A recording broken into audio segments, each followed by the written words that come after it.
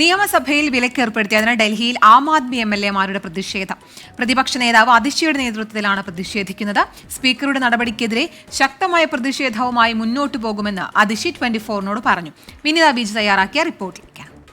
നിയമസഭയിൽ വിലക്കേർപ്പെടുത്തിയ സ്പീക്കറുടെ നടപടിയിലാണ് ആം ആദ്മി എംഎൽഎമാരുടെ പ്രതിഷേധം. അതിഷി അടക്കമുള്ള എംഎൽഎമാർ ഇവിടെ ശക്തമായ പ്രതിഷേധവുമായി മുന്നോട്ട് പോവുകയാണ്. 21 MLAs suspended from assembly. The speaker order. What's your next step? In the history of democratic India, it has never been happened before that MLAs have been prevented from entering the premises of the assembly. Never in any part of the country, never in the parliament. Yes, we may have been suspended from the house, but how can they prevent us from entering the premises?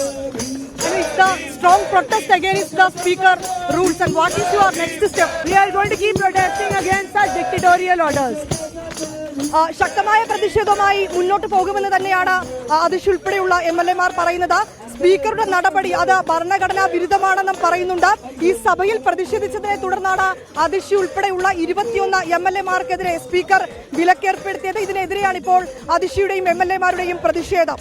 ഡൽഹിയിൽ നിന്ന് cameraman ജിതേന്ദ്രനൊപ്പം വിനീത BG 24. സ്പീക്കറുടെ നടപടിയിൽ ഡൽഹിയിൽ പ്രതിഷേധം പുരോഗമിക്കുകയാണ്. വിനീത beige തയ്യാറാക്കിയ